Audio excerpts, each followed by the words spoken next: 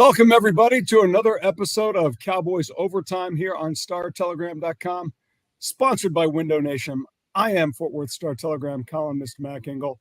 He's Clarence E. Hill Jr., man who knows everything about everything. His words, not mine. Clarence, before we delve into this week's topics, I have a major issue I'm struggling with right now, and hopefully as a man who has me by a couple years on the birthday list, you can shed some light on this subject with me. I am growing increasingly blind, and I can't see anything anymore. I have contact lenses, and I swear to God, I like to read, and I'm like books and stuff, and I keep doing this. Like I can't put this notebook far enough away. At what point do I just again? I've had poor vision my whole life, but at what point do I just eat the pile of vegetables in front of my face and get those reader glasses that I really don't want to wear? You know, I don't wear readers. I don't know why you're asking me this. Okay. You're older. You wear glasses, though. I do wear glasses. I don't wear glasses. I'm nearsighted. So I can see things in front of me. Like when I text and type, I don't wear my glasses. Although I do have what they call, it used to be called bifocals. Now it's called progressive, all this other stuff. But I don't wear my contacts because they're not as sharp for me when at football game to see distance. But I'm kind of picturing you in high school or junior high with those big. It wasn't good. Clarence, those big glass, those thick frames. It wasn't good. It wasn't good. I hit a science project with those things. You're assuming I did it. No, Clarence, when I fell off the ugly tree, I hit every branch, twig. I was fat. I had braces. I had glasses. I had bad hair. I had bad acne. I was the lowest of the low. So when I wore those, I didn't get contacts till I was like 16 or 17. I couldn't wait. So my problem now is I'm like you. I'm intensely nearsighted, but my eyes, I'll be 50 soon. But my eyes are getting, they're getting worse as I get older. So if it used to be, if I was like this right here, I could see it. Well, now I'm like here. Yeah. And it's a pain in the butt. And I laugh at other reporters because we're going to these big meetings and I got my friend D Led and they have this big type, this big type on the phones, big type on a computer. Are you one of the big type guys on your yet on your phone? You got you can tell that he's old. He got the big type. You're one of the big type guys. That's something to look forward to. I know. I'm gonna be buying those books. I'm going to be buying those I'm going to be buying those Reader's Digest books that have the giant type. Yes. So that's something to look forward to. Okay. Something else to look forward to. We are a little less than 1 month away from the NFL 2023 NFL draft. Clarence, just like always, every team has a list of needs. And now that basically free agency is done and whatever veteran is out there is going to be a middle or bottom tier add to your roster. The primary place to get better now is the draft. Clarence, when you look at this team and specifically this team's draft needs, what would you say are the Cowboys' top draft needs? Well, you have to set it up because what they've done in the offseason, the Cowboys have set themselves up where they don't really have to force anything. They kind of covered themselves in most positions in free agency with trades, Gilmore, Brandon Cooks. They did get a guard, they re-signed like Van Der Esch, so they don't necessarily have to force anything. But if you look at just on paper, the obvious hole, the obvious question is their left guard right now. It's a left guard. Would they, what I remember, and you remember this too, when the Cowboys got crushed. I shouldn't say they got crushed. That's not fair. But it was a boring pick when they picked a guard in Zach Martin over the quarterback in Johnny Manziel. Now, that was a long time ago. But, where they're picking now, would they find a starting guard at 26 or 27? And we'll get into this, but, that Stephen Avila from TCU. We'll talk about some of the TCU guys in a minute. But, I don't know if it's 26. We're just talking about needs, not necessarily when they go. We're just talking about needs. But, it's funny because I've been doing this a long time. There was a time, and maybe you were on the beat at the time, in many renditions of the Star Telegram, you kind of remade yourself in so many different places. But No, there was a time more when than you even know. Jerry used to always talking about wild players. I want a wild player. I remember wild players. Remember the wild player? That was his big buzzword. I need a wild player in the first round. And then all of a sudden they started drafting offensive linemen like nobody's business, you know. And you bring up Zach Martin, but it was before that. It was, you know, it was Tyron Smith and then Travis Frederick and then Zach Martin. And even last year they didn't get a quote unquote wild player, but it was a very good player in Tyler Smith. And so, you know, the Cowboys could go so many different directions at 26. And, you know, I brought up guard just because I think that's the biggest. You know, you look at the whole on, you know, you got receivers, you got starters everywhere, but, you know, there's a question of who's going to start at left guard, you know, and so that's a position of need. But the way the Cowboys have set things up, we know Zeke Elliott's gone. He has not found a home yet. Zeke Elliott's not coming back. There is a need for another running back, you know. Before we get into that, I want to ask you this, because having covered the Cowboys for as long as you've had, and when I covered it, it seemed to me, Clarence, that Jerry Jones drafts kind of according to the identity and the personality that his strong-willed head coach wants. When they had Jimmy Johnson, they drafted to what Jimmy wanted, and then Jimmy left, and then they brought in guys like Chan Gailey and Barry Switzer and Dave Campo, personalities that were a lot more deferential, and I don't want to say laid back, because I know Wade Phillips would fit into that personality, where they kind of drafted without necessarily an identity. Well, they certainly drafted to an identity under Bill Parcells and then Jason Garrett. You mentioned the offensive lineman that they drafted under those guys, under Jason Garrett. Well, now they have Mike McCarthy and Will McClay. Do you feel like there is a specific purpose and an identity of a player that they're trying to draft to according to those guys? Or is it a little bit more catch as can the way they did under those other head coaches? You know, I can go. You know, I'm doing some research on the best drafts in the Jerry Jones era, and then you brought up the Jimmy Johnson drafts and the guys after that. I tell you, once Jimmy left, if you go back and look at draft picks from '94 until 2002, they were awful. Can you name me? You got Larry Allen in there. You got some good players in there, right? You know, but overall, the picks, the years, I mean, the Quincy Carter. I mean, those drafts were god awful. You wonder why the Cowboys fell off. They were awful. And so when everybody talks about who should get the credit, well, Jimmy Johnson get the credit. But to your point of Will McClay and Mike McCarthy, one thing to note is that the Cowboys have, you know, they do have a type. You know, they like big school guys. You know, McCarthy has a size type. But I tell you that they're also open to what's on the board, especially in the first round, because nobody would have told you CeeDee Lamb was going to be their pick in 2020. You know, when we're focusing on defensive ends, we're focused on this, and you know, just like, you know, and then the Michael Parsons draft, no one would have told you that Michael Parsons was going to be the pick. You know, they were focusing on cornerback. But Clarence, regarding they were focused on the cornerbacks, but those guys were gone. Did they have any? Did they project Michael was going to be there? No one projected that. I'm saying they were looking at cornerbacks. They were looking at offensive linemen. There was a chance they would take an offensive lineman, and those were the guys that most people talked about. Nobody projected Michael Parsons, but the Cowboys, you know, to their credit, you know, they catching falling stars. They're open. Like, this guy's the best player on the board, whether we are targeting him or not.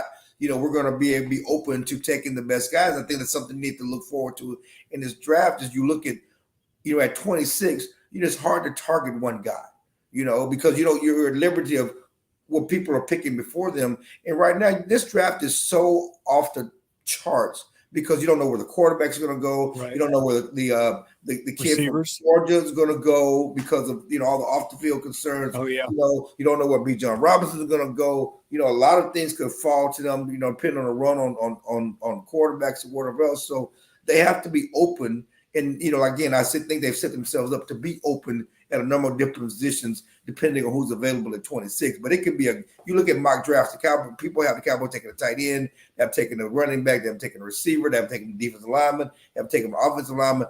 All that's legitimate, you know, but when I look at the needs and to get this team over the top, you know, I'm thinking guard, I'm thinking running back, I'm thinking receiver, I'm thinking defensive tackle. They need a nose tackle. They need, The one thing that's Clarence, are you going to find that nose tackle? I mean, those guys usually go top 15. Are you going to find that guy? No, I'm just going to have to luck needs. into him. Yeah, again, guys got to follow. You were just talking about needs, and I'm just saying that and not necessarily, but even a pass rush. The great defenses have a great tackle.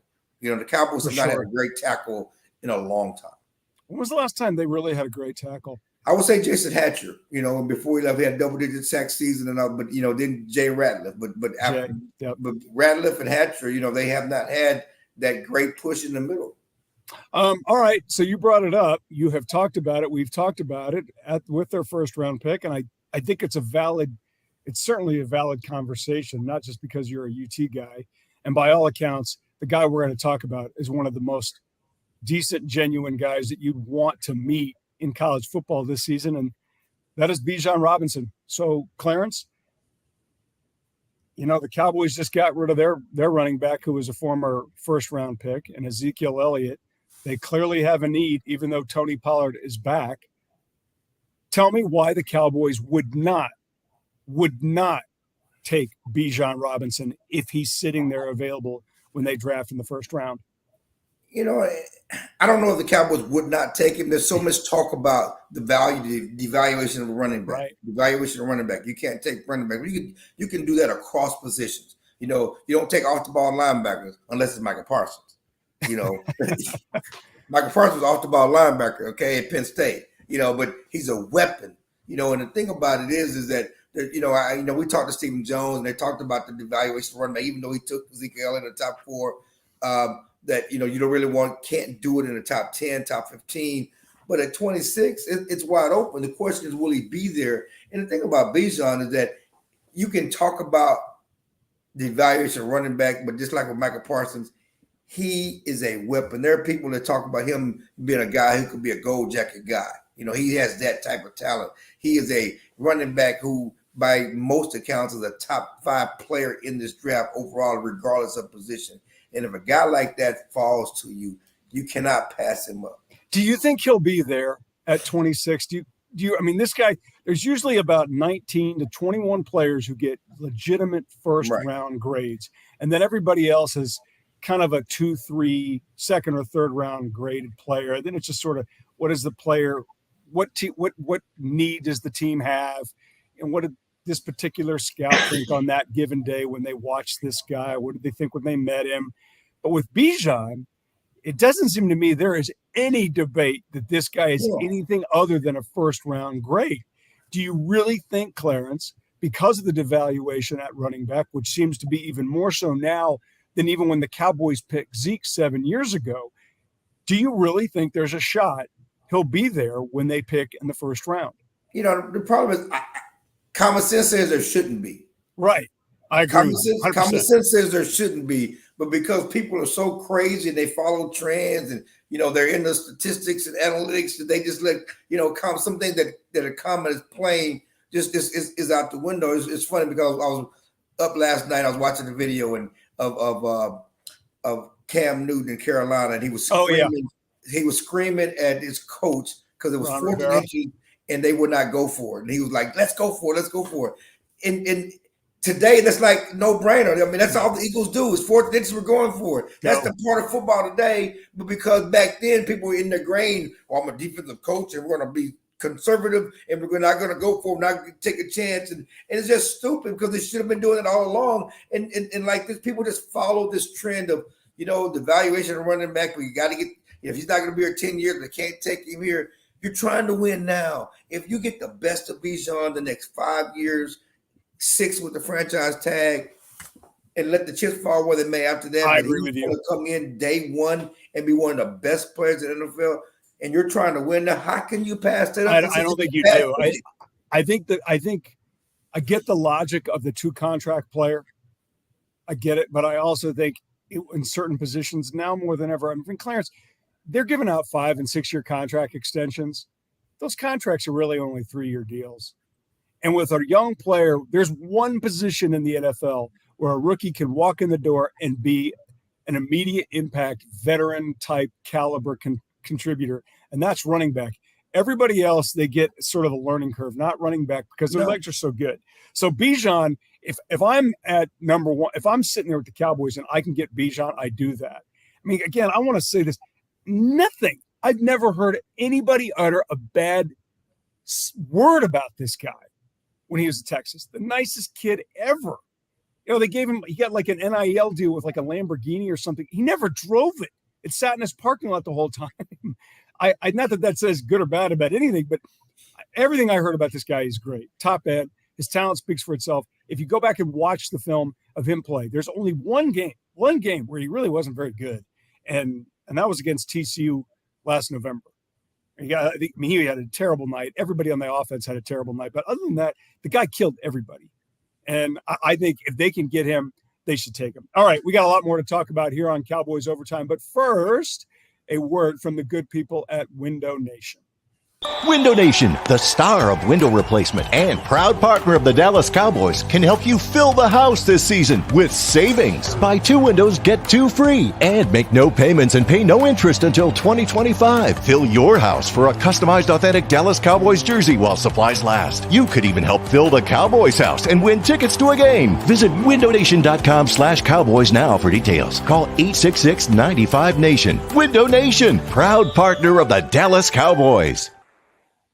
Thank you very much, Window Nation. Back here on Cowboys Overtime. He's Clarence Hill. I'm Mac Engel. All right, I mentioned TCU briefly in our last segment talking about Bijan Robinson. And TCU this spring is as relevant as it's ever been with the NFL draft. Potentially, TCU has 9 players who could be selected in this upcoming draft. And Clarence, given the proximity of the Dallas Cowboys to Fort Worth, there are a lot of players that the Cowboys like on TCU. The obvious one that the Cowboys love the most is the one that everybody loves the most, and that's the man on the right, wide receiver Quentin Johnston. Quarterback Max Duggan is of interest to the Cowboys. You mentioned guard Steve Avila, who is an all-conference player and a terrific guy, a guy who projects to be a first or second round pick. Anybody, I mean, do you really think, and we've seen this throughout the years, geography plays a big part in an NFL team's interest in a particular player. They've seen him a lot. They might get to know him a little bit. Maybe they draft him in the later rounds. Maybe they bring him in as a rookie, undrafted free agent contract. When you look at the players that TCU has coming out, which ones do you see that you think there might be a legitimate match? Well, let's just go down the list. I mean, just based on, you can show me, but you can tell me your interest. And the Cowboys have had a visit. Quentin Johnston's come to the team facility, invited to visit, to get up close, personal look at him because he's somebody considered. Same thing with Stephen Avila. He's been at the team's facility, after the combine, after pro day, all of that stuff. Same thing with Trey Davis, Hodges Thomas. He's a guy that everybody, we wonder how tall he is, but the Cowboys had him in for a visit. Kendre Miller, the running back, the Cowboys had him in for a visit. Darius Davis. D. Winters, Darius Davis, Max Darius Duggan. Davis has been over there he was there for the Dallas Day, the local Dallas Day, and the Cowboys have, Derek Jones can't say enough about Max Duggan. And we don't know where Max Duggan's going to go, but he talked about him at the Senior Bowl. Certainly the Cowboys spent a lot of time with him at Pro Day, talking to his agent. He's also been over there visiting, and there's been a lot of contact after the draft. He's, certainly drawn a lot of interest from a lot of teams. We don't know where he's going to go, but the Cowboys have openly talked about wanting to have a drafted quarterback, potential, future backup quarterback to Dak Prescott, in the middle to late rounds. And certainly he's somebody that they're looking at. But you're just getting back to the top. I mocked Johnston to the Cowboys in my first NFL mock draft I did last week at the Star Telegram. If you look at the Cowboys, we talked about Brandon Cooks and who they've had, but the Cowboys have had 4 of the 5 top receivers come in to visit, including Johnston. And I had a story today in the Star Telegram that they have brought in Jackson Smith-Adigba, out of Ohio State, who's considered the number 1 receiver in the draft. They've already brought in Zay Flowers. They've already brought in Jalen Hyatt out of Tennessee. And again, I was talking about Zay Flowers out of Boston College. So they brought in, even though they signed are traded for Brandon Cooks. They brought in all these other receivers here because they're focused on adding a receiver to draft. And again, Quentin Johnson, somebody they would consider late in the first round. But again, it's just another connection to all these different TCU guys that the Cowboys have brought in here. I think it's pretty obvious that Quentin Johnson is the best prospect. And I mean, I talked to a couple of scouts last year from the Cowboys who thought so highly of the guy and were impressed with every part of his game, and it's specifically his willingness to play. Because he had a foot injury there for a while that bothered him, and he played on it until finally TCU said, "We've got to take it easy with you." I give Coach Sonny Dykes credit in that regard because, they were trying to win big games, and they sat him down, and they thought they could win without him, and they did, and then they went on to win with him. And his performance in the Fiesta Bowl won him the game's offensive MVP award. He was outstanding in that game. He's a great player, and he looks to be their highest draft pick, TCU's highest draft pick since LaDainian Tomlinson. But I did want to ask you about one of the TCU kid before we move on, and that is the Jim Thorpe Award winner as the nation's top defensive back went to Travius Hodges Tomlinson, who is LaDainian's nephew. He didn't get invited to the Combine. And, everybody has talked about He didn't get invited to the Senior Bowl. I think it was at the Combine. Is that what it was? It was the Senior Bowl, not the Combine. Okay. Yeah. So, but obviously the concern about him is his height. I've met him. He's a really nice kid. He's not very big. Do you think that height is going to ultimately prevent him from getting drafted? Or do you think it's just basically going to knock him down a peg or two, that we're looking at maybe a 5th or a 6th or maybe even a 7th round draft slot? Jim Thorpe Award winner, if he had the right height, he'd be a first round pick, from his speed and everything else, his playmaking ability, his athleticism. He's going to knock down. He's a mid-round pick, mid to late round pick because of his height. He's listed at 5'8". Some people say he's probably 5'7". I don't know if you stood next to him. I stood next to him, but I mean, when a guy's 5'7" or a 5'8", you're like, Clarence, guy's 5'7" or 5'8".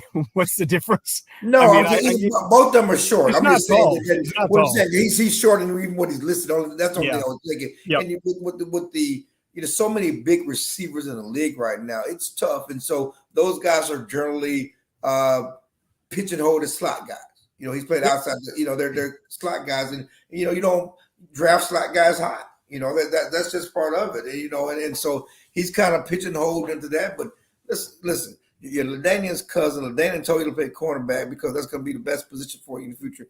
He's going to play in the NFL. He's probably going to play a long time in the NFL. It's just, that's what we do in the draft. We nitpick. You turn on the film and watch him play college football last year.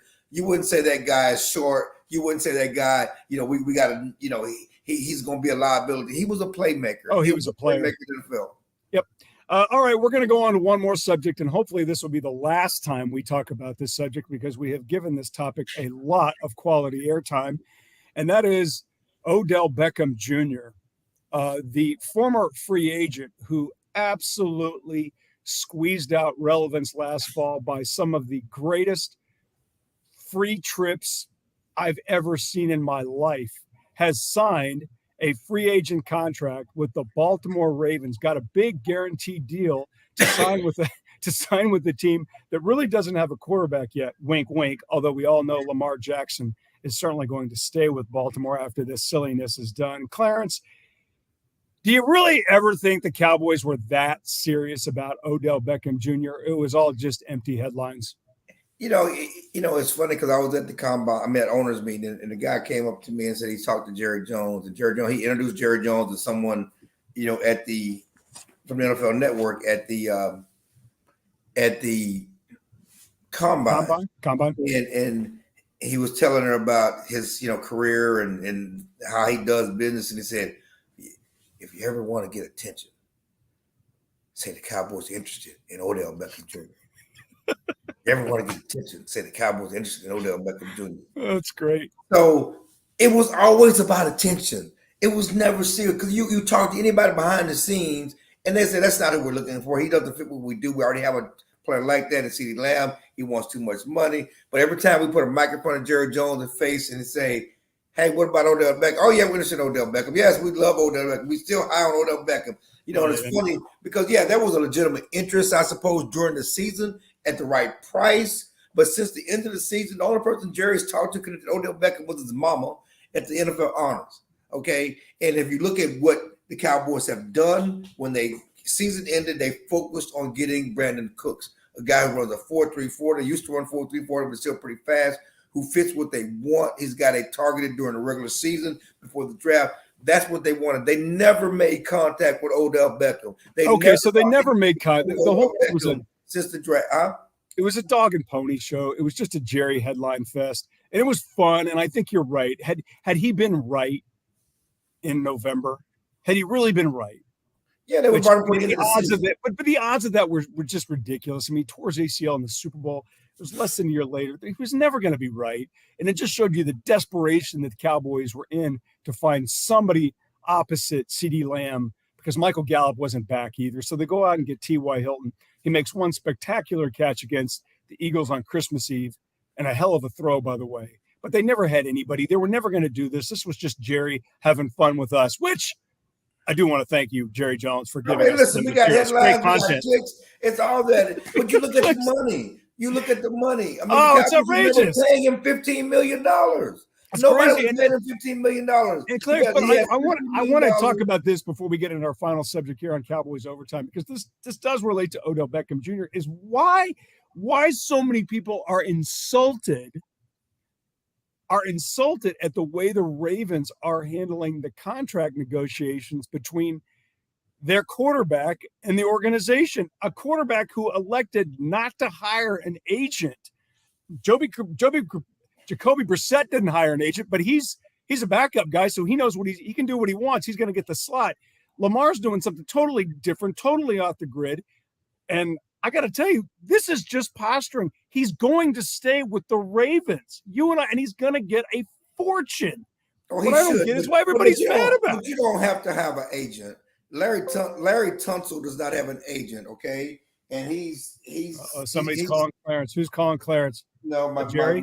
My computer's about to die, so I'm going to plug it up. So we can hurry it up. Yeah, but you don't necessarily have to have an agent. The thing about it is the Deshaun Watson contract has wrecked the league and wrecked everything. But people forget the quarterback in Minnesota is played on nothing but guaranteed deals the last 4 years. You know, that guy's no one even brings that up. Money. No one's even bringing that up. I mean, so I am. This whole, the problem is that once he got a guaranteed deal, it was up to Patrick Mahomes to say, "I want a guaranteed deal." Why didn't he? I know he should have. I mean, Patrick Mahomes signed a team-friendly $500 million deal, but he could have gotten more money. Team-friendly $500 million deal. But he could have really changed how players are being paid. If anybody could have done it, Patrick Mahomes could have done it. Clarence, I disagree. No. What we have seen the last 10 years is that you're talking about he could have changed the way quarterbacks. Well, regardless, once quarterbacks start getting paid, it trickles down. But it's still, it's ludicrous that NFL players, especially quarterbacks, who have longevity, who generally, when you're great, you're going to play a long time. Dude, what's wrong with them getting guaranteed deals? They should have guaranteed deals. Go get it. Why any fan takes the side of management, I've learned this the hard way. No fan should ever take the side of management, ever. You always take the side of the player. Even though you can't even imagine it, you have more in common with the player because they're an employee than you do the owner. And quarterbacks generally see all their money. Aaron Rodgers has seen all his money. Dak is going to see all his. They see. Tony Romo saw all of his money. Yeah, all those guys do. Yep, you're absolutely right. They see all their money. All right, go to the last one. Last topic here on Cowboys Overtime. We're going to steer away from a winner, the Cowboys, to the biggest loser in the state of Texas, with the exception of the San Antonio Spurs and Houston Rockets, because every team in the state of Texas stinks. I'm talking about the Dallas Mavericks, who, after acquiring Kyrie Irving, finished 10 games under 500 after they acquired the former Brooklyn Nets superstar. 10 games under 500. The Mavericks finished with Kyrie Irving. They missed the playoffs. They deliberately avoided the playoffs. They finished 6 games under 500. They finished 11th out of 15 teams in the Western Conference. Clarence, the Dallas Mavericks have had far worse seasons in their history from a one-loss perspective. Not even close. And this is by far the worst season in their history. Pathetic, painful, and embarrassment. Everybody should be embarrassed, including Doncic, including Kyrie Irving. Yeah, and you brought up the Spurs and the Rockets, who didn't have any expectations on winning. The Mavericks were one tick away from NBA Finals a year ago. Right. One tick away from NBA Finals a year ago. For them to go from that point to not making the playoffs is a disaster. It is embarrassing as everything else. Now you go back to the year after they won the title, when they lost, they made the playoffs. They made the playoffs. They made the playoffs. They made the first round. They made the first round. Are you talking about? Well, yeah. There's the year after they won the table when Mark did not read the tea leaves right on the contracts and did not bring everybody back. They made the playoffs. They made the playoffs and they lost in the first round. The year before they won the title, when Dirk won the MVP and they got at the best record league and they got swept by Golden State. But at least they made the playoffs. Yeah, that was the first time that an 8 seed had ever knocked off a 1 seed. The Mavs won 67 games that season, I believe. And you can bring up some good points. That was a pretty horrible end. But at least they made the postseason. Right, and they didn't. This was awful. They didn't even finish 500. Yeah, and they didn't quit on the season, which the NFL and the NBA. The NBA is investigating their tanking rules because the Mavericks to investigate. They all but said it. They owned it. Get 2 games left. I can't ever think of any franchise that is in the playoffs or close to the playoffs says we don't even want to make it. Right. And they quit. I posted on Twitter. Imagine the furor in DFW across the world if the Cowboys had a chance to make the playoffs and quit on the season. You know what? To undisputed Galloway would come out of retirement and rip their butts. Okay? That's the truth. This is awful. Cuban sat there last Wednesday, and the Mavs like, we're trying to make it. We still got a shot. They go out and they rally from a double-digit fourth quarter deficit to beat the Kings, a Kings team that was playing hard. Kyrie Irving goes off. They look great. I was at that game. We both were at that game. Oh, that's right. You're at that game with me. And then on Friday afternoon, before they played the Bulls, they're like, yeah, we're done. We quit. And I was excited, but I had a friend of mine, why are they teasing? You do this, you have the great fourth quarter. You got now maybe they can get some stuff together. They win a game. They Oklahoma State lose. They get in the playoffs, and you think you got Luka, you got Kyrie. It's like that you got the puncher's chance. It is amazing to me. They didn't want to take the puncher's chance. No, they didn't. And because they wanted to protect the lottery pick. They go from the Western Conference Finals to the lottery. That's embarrassing. So the Mavericks, I was looking this up. The Mavericks finished with an 8-13 record with Kyrie Irving in the lineup. What was Kyrie and Luka? What were they with Kyrie? Because I think I haven't looked that one up. the bottom line, Clarence, the bottom line is this. Yeah. None of it's good. It's not. And you got to kill Cuban. You got to kill Nico Harrison, the GM. You got to kill Luka. You got to kill Kyrie. You got to kill all of them. They all the bottom of that roster, not even the bottom. Most of that rosters, they'd like to trade all of it. They can't. If you're sitting there saying, "Well, gee whiz, our season went sideways when Maxi Kleber suffered a hamstring injury," then you probably weren't very good. The fact that they're like, "Well, Maxi's are different." What? Are you crazy? Are you crazy? The roster is just not very good. But when you put all of your eggs, Luka Doncic has got to carry some of this. Kyrie's got to carry some of this. And certainly the owner's got to carry most of this. He's still running this team. I know he brought in Nico Harrison. Mark Cuban's still running this team. And the bottom line is this is the worst season they've ever had. Yeah, it was a punch in the gut to fan. It's on Mark. The bottom line is with Mark, and Mark has to own it and wear it. Now, what are they going to do about it? They got 7 guys who are free agents. You don't know if Kyrie's coming back, and you have to worry that, where Luka will want to leave after next season. He said he doesn't. At that point. I know he said he does it, but I don't know how anybody, just because they say it today doesn't mean they won't change their mind tomorrow. If they're a better team, he'll stay. He's under contract through 26. Then he has a player option for 27 that would carry him through 27 at $50 million. It's not about money, but he wants to win, and he should. But the bottom line is, too, he's got to be better. He does. There's a better play. In better shape, but he talked about that, about not playing on both ends of the court and playing year-round and all those stuff. Well, then don't play for your country. Or make a decision. And the reality, too, is You can play for your country. That's fine.